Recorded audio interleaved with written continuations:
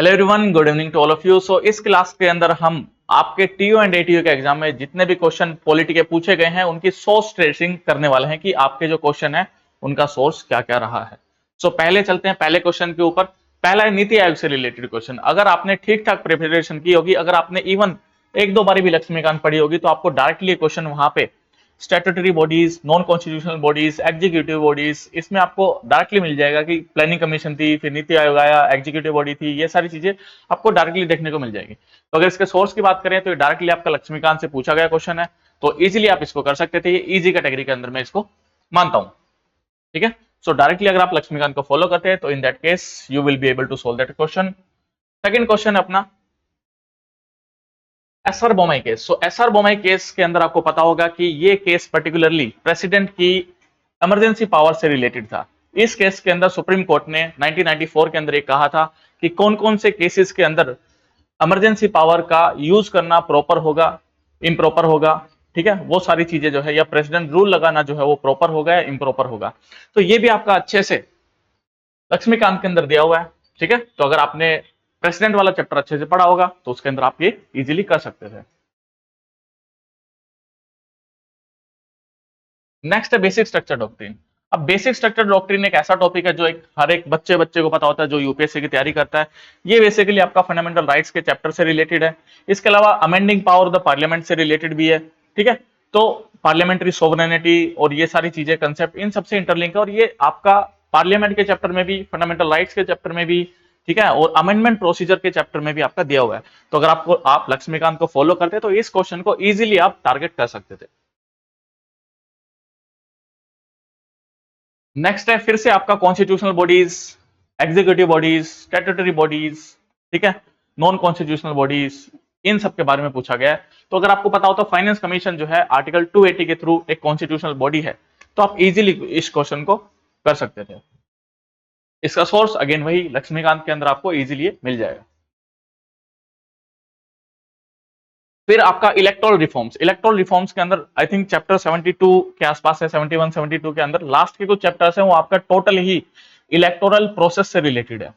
उसके अंदर आपको electoral rolls, sorry electoral parties के बारे में बताया है, फिर आपका इलेक्टोरल प्रोसेस के बारे में, फिर रिफॉर्म्स के बारे में, वो सारे 4-5 चैप्टर्स आपके कंटिन्यूस है। तो उसके अंदर पहले ही पेज के अंदर लिखा हुआ है कि कौन कौन सी कमिटीज आपकी इलेक्टोरल रिफॉर्म्स के लिए बनाई गई थी गवर्नमेंट के द्वारा, जैसे Dinesh Goswami committee, Vohra committee, Indrajit committee. ठीक है, इन सारी कमेटीज के बारे में पहले पेज के ऊपर ही दिया हुआ है। अगर आपने पॉलिटी लक्ष्मीकांत अच्छे से पढ़ी होगी तो उसके अंदर आपको पहले पेज पे ये सारी चीजें मिल जाएंगे। तो अगेन इसका जो सोर्स रहने वाला है वो आपका लक्ष्मीकांत रहने वाला है। और इवन जो पंचायती राज है उससे रिलेटेड भी आपका जो के संथानम कमेटी है, जो 1964 के आसपास बैठाई गई थी गवर्नमेंट के द्वारा, और उसकी रिकमेंडेशन के ऊपर आपने सीवीसी को स्टैब्लिश किया गया था और सीबीआई को स्टैब्लिश किया गया था, वो भी आप लक्ष्मीकांत के अंदर डायरेक्टली देखते हो। ठीक है, इसके अलावा एडमिनिस्ट्रेटिव रिफॉर्म्स, करप्शन, वो सारी चीजें आपको लक्ष्मीकांत में मिल ही जाएगी। फिर लोकल गवर्नेंस से रिलेटेड जो लोकल बॉडीज हैं उनसे रिलेटेड डेडिकेटेड चैप्टर आपके लक्ष्मीकांत में दिए हुए हैं, और ये क्वेश्चन डायरेक्टली वहां से आपका सोल्व हो सकता था इजीली अगर आपने लक्ष्मीकांत अच्छे से पढ़ी होगी। तो इसका भी सोर्स जो है वो आपका लक्ष्मीकांत है। 5th addition, 6th addition, 7th addition, अब तो पता नहीं कौन कौन से एडिशन आ गए हैं, तो आप उनको भी रेफर कर सकते हैं। फिर आपका बी आर अम्बेडकर। सो आर्टिकल 32 को डॉक्टर बी आर अम्बेडकर ने हार्ट एंड सोल कहा है, उसकी हृदय और आत्मा कहा है। तो वेरी सोल कहना ये अपने आप में थोड़ा डिबेटेबल स्टेटमेंट हो जाती है, बट यस अगर आप लक्ष्मीकांत देखोगे तो उसमें डायरेक्टली यही कहा है कि डॉक्टर बी आर अम्बेडकर ने आर्टिकल 32 को क्या कहा है, heart and soul of the constitution.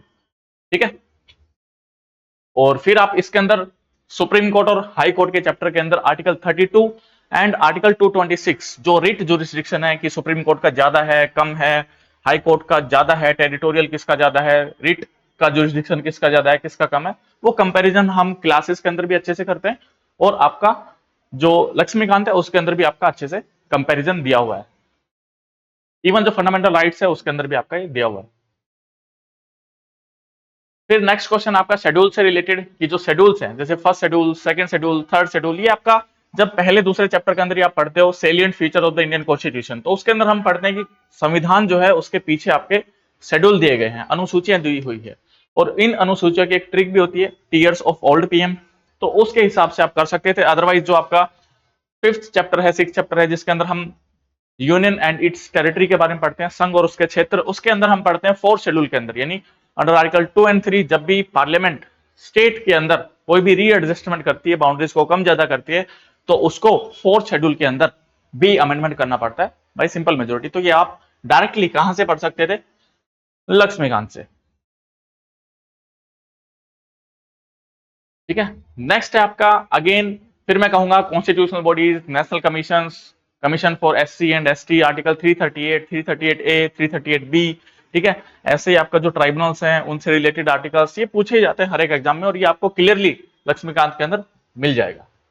ठीक है, तो इसका भी सोर्स जो है वो लक्ष्मीकांत रहने वाला है।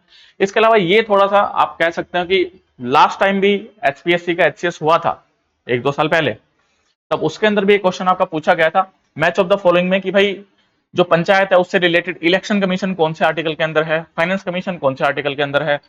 तो जनरली हम दो तो पढ़ते ही हैं, 2 या 3 पढ़ते हैं। जैसे के से 243 के जो है उसका इलेक्शन कमीशन है, क्योंकि के अंदर के है और के अंदर कमीशन है।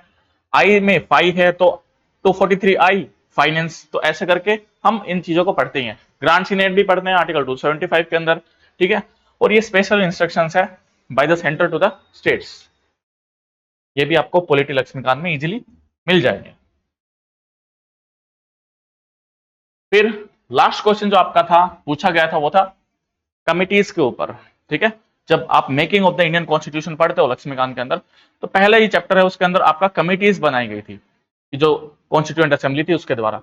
तो उस कमिटी में हम पढ़ते हैं, ट्रिक बना के पढ़ते हैं कि माइनॉरिटी मतलब मुखर्जी, एम से एम माइनॉरिटी मुखर्जी, राजेंद्र प्रसाद झंडा कमेटी। ठीक है, फ्लैग कमेटी भी थी उनके अंदर। फिर नेहरू कृपलानी से कृपा हुई तो हमें फंडामेंटल राइट्स मिले, वो सारी चीजें हम पढ़ते हैं उसके अंदर। तो अगर आप एक सोर्स को जो कि आपका लक्ष्मीकांत है उसको आप फॉलो करते हैं, ठीक है, और ये सारी चीजें आपके क्लासेस के अंदर भी कवर करवाई गई थी, तो अगर आप एक सोर्स को अच्छी तरीके से पढ़ते तो इससे आपके सारे क्वेश्चन इजीली हो सकते थे, या फिर एटलीस्ट 90-95% क्वेश्चन आप इजीली टारगेट कर सकते थे। तो thank you so much for joining the class. Bye bye.